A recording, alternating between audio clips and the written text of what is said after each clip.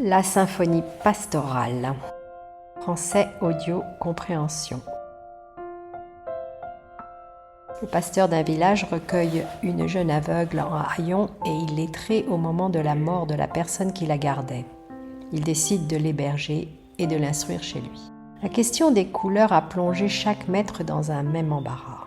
Et à ce sujet, je fus appelé à remarquer qu'il n'est nulle part question de couleurs dans l'Évangile. Je ne sais comment s'y sont pris les autres. Pour ma part, je commençais par lui nommer les couleurs du prisme dans l'ordre où l'arc-en-ciel nous les présente. Mais aussitôt s'établit une confusion dans son esprit entre couleur et clarté. Et je me rendais compte que son imagination ne parvenait à faire aucune distinction entre la qualité de la nuance et ce que les peintres appellent, je crois, la valeur. Elle avait le plus grand mal à comprendre que chaque couleur à son tour pût être plus ou moins foncée et qu'elles puissent à l'infini se mélanger entre elles. Rien ne l'intriguait davantage et elle revenait sans cesse là-dessus. En haillons. Illettré. Le prisme. Intrigué.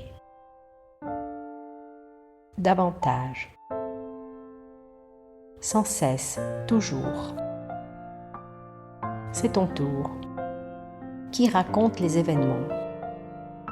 Le pasteur nous raconte comment il instruit cette jeune fille aveugle. Quelle question lui pose problème? Présenter les couleurs ne fut pas simple. Comment s'organise-t-il? Il commence par les couleurs du prisme ou de l'arc-en-ciel. La jeune fille arrive-t-elle à comprendre? Pas réellement, elle revient toujours sur ces questions des couleurs. Cependant, il me fut donné de l'emmener à Neuchâtel où je pus lui faire entendre un concert. Le rôle de chaque instrument dans la symphonie me permit de revenir sur cette question des couleurs. Je fis remarquer à Gertrude les sonorités différentes des cuivres, des instruments à cordes et des bois, et que chacun d'eux, à sa manière, est susceptible d'offrir avec plus ou moins d'intensité toute l'échelle des sons, des plus graves aux plus aigus. Je l'invitais à se représenter de même dans la nature les colorations rouges et orangées analogues aux sonorités des cors et des trombones. Les jaunes et les verts à celles des violons, des violoncelles et des basses, les violets et les bleus rappelés ici par les flûtes, les clarinettes et les hautbois. Une sorte de ravissement intérieur vint dès lors remplacer ses doutes. « Que cela doit être beau !» répétait-elle. Puis tout à coup, « Mais alors le blanc, je ne comprends plus à quoi ressemble le blanc. » Les cuivres, les cordes, les bois, le cor, le trombone, la basse, le hautbois, le ravissement. C'est ton tour. Comment s'appelle notre jeune fille? Elle s'appelle Gertrude, c'est ainsi qu'on l'a nommée. Pourquoi vont-ils à Neuchâtel? Ils vont écouter un concert. Chaque catégorie d'instruments est associée à des couleurs. Cela aide-t-il à la faire comprendre? Pas vraiment, elle a encore plus de questions. Quelle est la couleur qu'elle ne comprend plus? Le blanc, elle ne sait plus où le situer. Et il m'apparut aussitôt combien ma comparaison était précaire.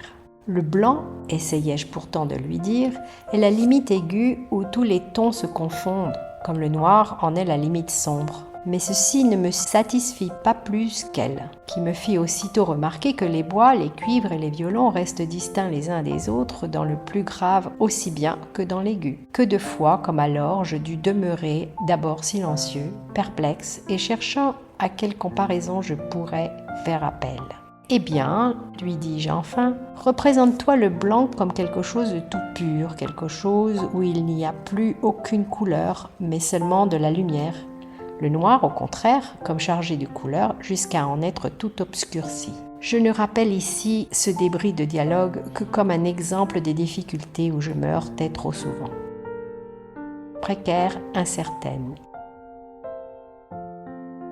le débris, le morceau. Se heurter. C'est ton tour. Le pasteur est-il satisfait de ces comparaisons? Non, elles lui semblaient bien vagues. Comment exprime-t-il son désarroi? En restant silencieux et en cherchant à trouver d'autres moyens. Que représente le blanc selon lui? Il représente la lumière, la pureté, alors que le noir est ce qui est obscur. Pensez-vous que Gertrude puisse comprendre? Ce n'est pas du tout sûr. Gertrude avait ceci de bien qu'elle ne faisait jamais semblant de comprendre, comme font si souvent les gens qui meublent ainsi leur esprit de données imprécises ou fausses, par quoi tout leur raisonnement ensuite se trouve vicié. Tant qu'elle ne s'en était point faite une idée nette, chaque notion demeurait pour elle une cause d'inquiétude et de gêne. Pour ce que j'ai dit plus haut, la difficulté s'augmentait de ce que, dans son esprit, la notion de lumière et celle de chaleur s'étaient d'abord étroitement liées, de sorte que j'eus le plus grand mal à les dissocier par la suite. Ainsi, j'expérimentais sans cesse à travers elles combien le monde visuel diffère du monde des sons, et à quel point toute comparaison que l'on cherche à tirer de l'un pour l'autre est boiteuse. Tout occupée par mes comparaisons, je n'ai point dit encore l'immense plaisir que Gertrude avait pris à ce concert de Neuchâtel. On y jouait précisément la symphonie pastorale. Vicié. La gêne. Dissocié. Boiteuse. C'est ton tour. Qu'apprécie le pasteur de Gertrude? Qu'elle essayait de comprendre vraiment. Est-ce facile de lui faire comprendre la différence entre lumière et chaleur? Non, car même le pasteur n'arrivait pas à en faire la différence. Pourquoi aime-t-il instruire Gertrude? Pour lui, c'est aussi une découverte du monde visuel. Quels concerts sont-ils allés écouter? La symphonie pastorale de Beethoven. Je dis précisément car il n'est, on le comprend aisément, pas une œuvre que j'eusse pu davantage souhaiter de lui faire entendre. Longtemps après que nous eûmes quitté la salle de concert, Gertrude restait encore silencieuse et comme noyée dans l'extase. « Est-ce que vraiment ce que vous voyez est aussi beau que cela ?» dit-elle enfin. « Aussi beau que quoi, ma chérie? Que cette scène au bord du ruisseau ?» Je ne lui répondis pas aussitôt car je réfléchissais que ces harmonies ineffables peignaient non point le monde tel qu'il était, mais bien tel qu'il aurait pu être, qu'il pourrait être sans le mal et sans le péché. Et jamais encore je n'avais osé parler à Gertrude du mal, du péché, de la mort. Ceux qui ont des yeux, dis-je enfin, ne connaissent pas leur bonheur. Mais moi, qui n'en ai point, s'écria-t-elle aussitôt, je connais le bonheur d'entendre. Aisément, facilement,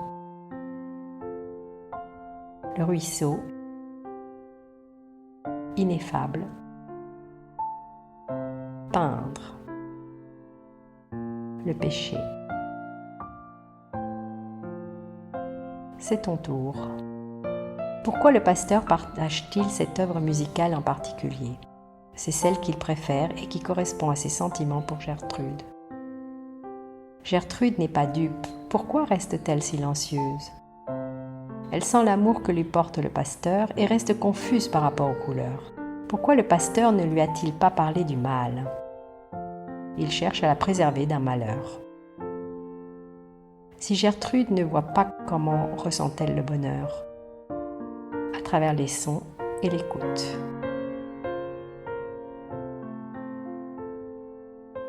La symphonie pastorale, André Gide, 1919, la page 24 à 27. Jusqu'où le pasteur poursuivra-t-il l'instruction de Gertrude? Pourquoi ne lui parle-t-il pas du mal, du péché et de la mort? Ses actes sont-ils vraiment charitables? Découvre la suite de ce roman chef-d'œuvre qui affronte, à travers la psychologie des personnages, la liberté individuelle face au dogme. Excellente lecture. une production de Kotoba, www.kotoba.ch, copyright Christine Finker.